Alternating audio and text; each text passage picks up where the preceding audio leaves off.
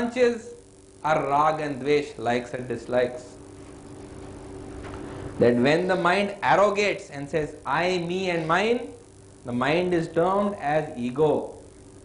When the mind discriminates and says this is right and that is wrong, the mind is termed as intelligence. When the mind feels that I like and do not like, it is termed as manas. When the mind actually remembers, it is known as chit or memory. So, when it desires and rejects, it is sankalpa and vikalpa. So, this is the nature of the mind. And in actual fact, this mind is the cause of all distress. Because what happens, I have explained to you in my course, that when you die, you leave this body, the spirit soul leaves the body, but spirit soul takes with it its companion, and that companion is the mind. Just like Sinbad the sailor carries the old man of the sea on his back. When you leave your body, you carry with you your subtle body or your mind. And it's your subtle body or your mind which is actually a bundle of unfulfilled desires and your karmas which forces you to accept a new body. It is your mind and mind only that makes you accept another body. That is the cause of rebirth. So in fact, one who has learned to tackle the mind is one who has learned to be free of the cycle of birth and death. So he asks her that how can I get rid of this mind? How can I solve the problems that I am suffering from simply by controlling the mind? So Kumbha Muni explains to him that if you want to control the mind, you should understand that you have to use a similar substance to control a similar substance. Just like if you have mud on your foot, you can take sand, and by putting sand on the mud, you can rub the mud off, because the sand will absorb the water and will allow you to make your foot clean. If you have diarrhea from drinking milk, if you take buttermilk or if you take dahi, your diarrhea can be solved. If you have a thorn in one foot, you can take another thorn to take out the first thorn. So also he explains that if you want to conquer the mind, you have to use the spiritual mind. That if you want to control your material mind, you have to use your spiritual mind. If you want to control your ashuddh manas, you should use your shuddh manas. The impure mind is controlled by the pure mind. The material mind is cured or tackled only by the pure mind. Material mind by the spiritual mind. The impure mind by the pure mind. But first of all, you should know what is the difference between the spiritual mind and the material mind. The spiritual mind is attracted to God. This is the first characteristic of the spiritual mind. This is the first and most important characteristic of the spiritual mind. It is attracted to God. This is the nature of the spiritual mind, is to be attracted to God. Therefore, it seeks out God and godliness in all things. It seeks solitude or the association of devotees. It seeks the association of Mahatmas and Sants. It seeks solace in the scripture. It is entertained by kirtan. It is pacified by the chanting of the holy name. This is the nature of the pure mind or the spiritual mind.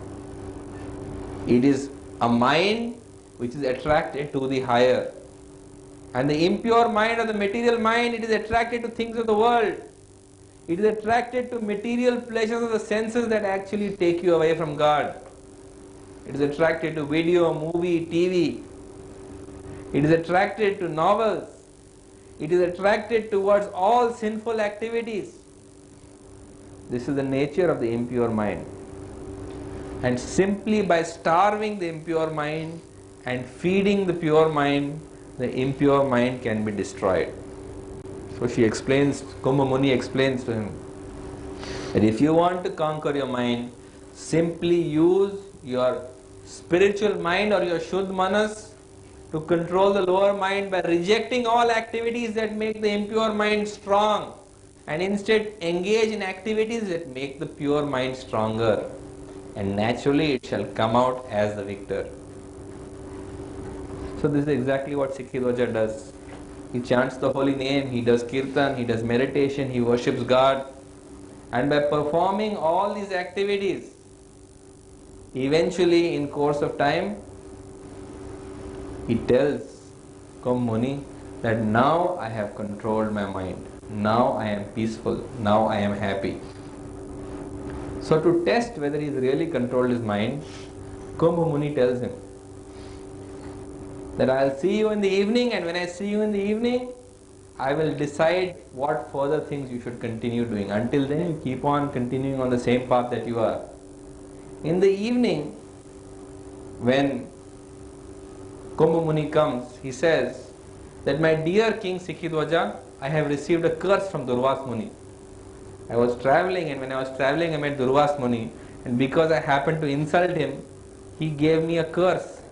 And the curse that he has given me is that I shall become at nightfall. Every night I shall become a young and lusty woman. At every night I shall become a young and a lusty woman.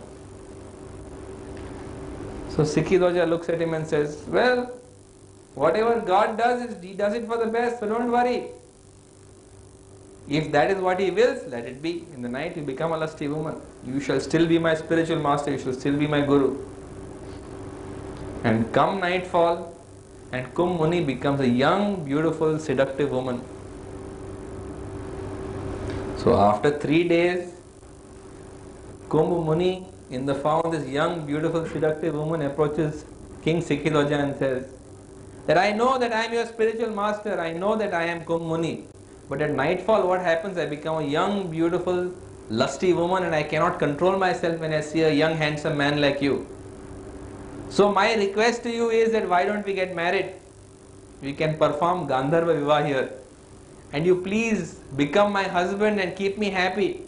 Because what to do when I am in this body, these urges have to be fulfilled. So King Sikhidwaja says, alright, whatever you say, I will do, because you are my spiritual master. Whatever instruction you give me, I shall fulfill. So they perform Gandharva Vivah and he lives with her as his wife. In the daytime he becomes Kumbh Muni. In the night time he becomes this young lusty woman who is his wife. So after some time, this Queen Chudalai, who is actually Kumbh Muni, who has now taken the form of this young lusty woman, she decides to test him even further. So she now comes before him in the form of King Indra. And coming before him in the form of King Indra, she tells him that my dear King Sikhidwaja, we have observed your austerities, and everybody in Indralok is highly enamored of you. All the great celestial maidens in the heavenly planets, they want to enjoy with you. So I have been sent here by special request from Urvashi and Rambha, who want me to bring you back so they can enjoy with you. And please come to heaven, you will have great heavenly delights, and the most beautiful celestial maidens in the 3 worlds will entertain you and enjoy with you. So King Sikhidwaja looks at him and says, thank you so much, but I am content and happy. I am engaging my spiritual practices here. I am following the instructions of my spiritual master and I am completely content. There is no need to disturb me at all. So the Queen Chudalai, who is the form of Kumbh Muni, who has now taken the form of Indra, she is very happy that her husband has controlled his mind to the extent that although he is living with her in the form of a young lusty woman, he has actually controlled his mind that he is not tempted by somebody outside. So she decides to test him even further. And to test him even further, at nightfall, when she takes the form of a young lusty woman, when King Sikhidwaja is coming to meet her, she gives him the illusion that she is embracing a young, handsome, naked man and enjoying with him. So King Sikhidwaja comes there, he sees this woman he has married embracing a young man, and seeing them over there, he says, please excuse me, and he goes away. So immediately this woman leaves the man and runs after him and says that I am so sorry. I am very sorry for what I have done. But what could I do? When I am imprisoned in this body of mine is not controlled because it has so many desires. and I gave in to the desires of this body. So please forgive me and please accept me as your wife.